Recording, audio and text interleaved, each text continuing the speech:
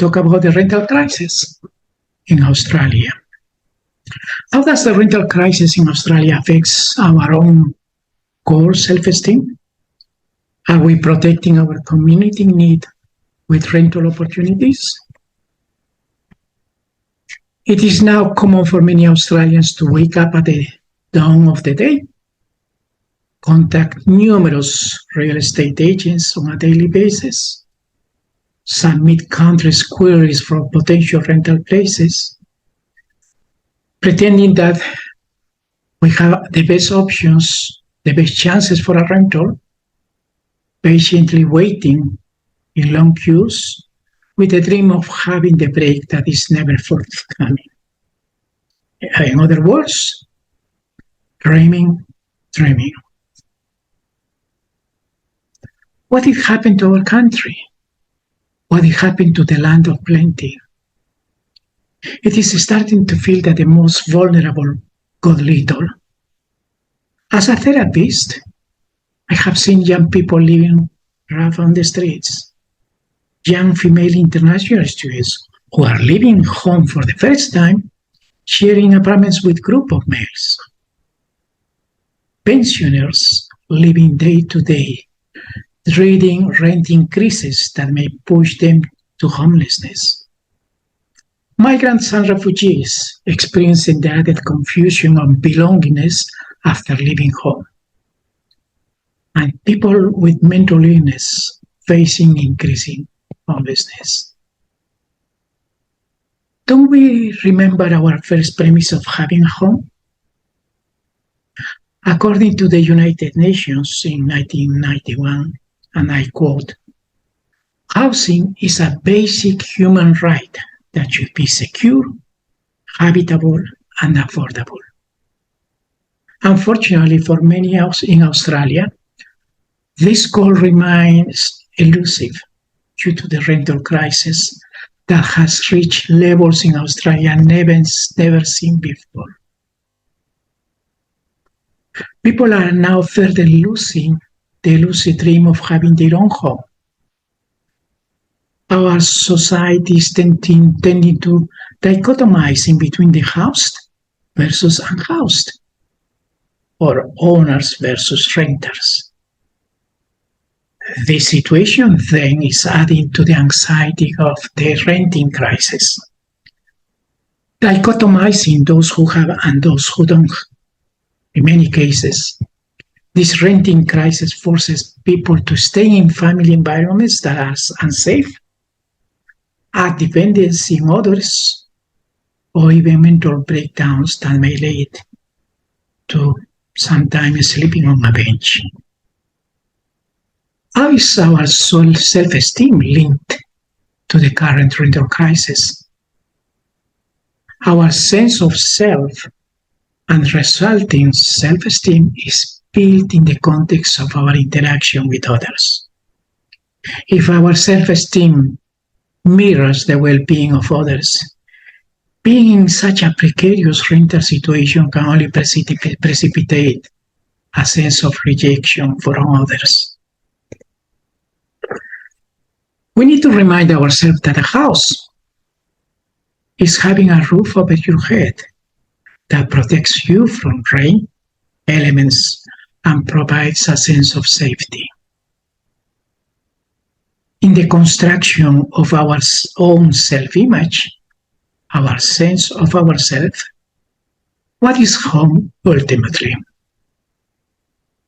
Home becomes a place of constancy in the material and social environment, a place in which the day-to-day routines of human existence are performed. Home is where people feel in control of their lives because they feel free from the surveillance that characterize life elsewhere. Home is a secure base around which identities are developed and constructed. Finally, homes provides a sense of freedom and development of opportunities. Most of the time, people just dream about the simple things. Cairns et al. In 2000 did a research in this topic. And one of the people interviewed said, having one's own apartment offers both freedom from and freedom to opportunities. The same authors, Scarce et al., conducted an interview, and one of the participants noted, just having it, I am quoting, stay over anytime you want it, things like that. Go shopping, you don't have to. People cannot tell you what to do in your own place. You have your own say, so what goes on in your apartment. Things like that. So having a roof over our head is not enough. It is the perception that we attach to it. It is the ontological security that provides the walls and the subjective experience of being at home.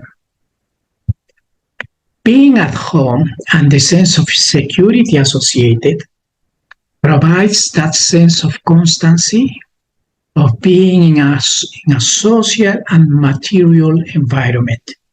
This in place contributes to our identity development and self-actualization.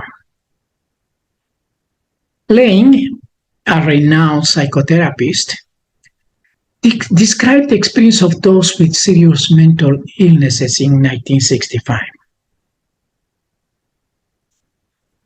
Lane indicated that, I quote, "It is ironic that those people whose ontological security is most threatened due to mental illness are also those least likely to be in housing circumstances that would promote ontological security."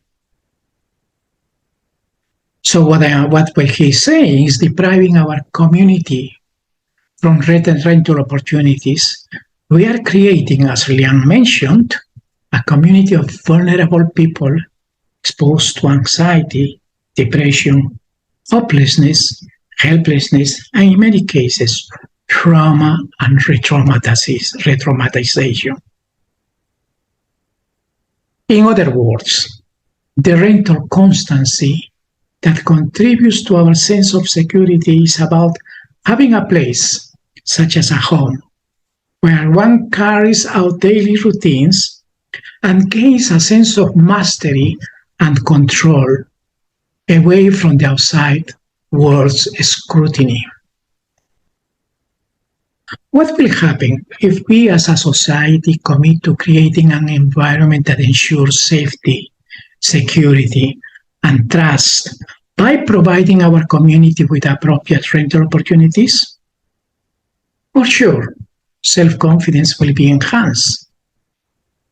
For example, international students can get beyond the cultural shock and focus in their studies.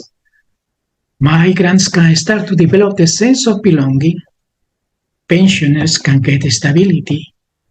Young people can begin exercising their sense of independence.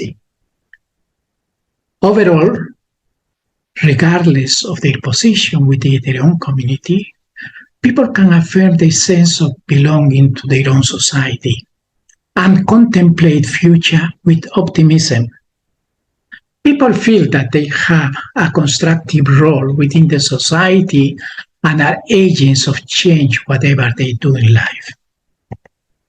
As a community, we cannot afford further erosion to self-esteem and aim for protecting each other by developing appropriate rental availabilities.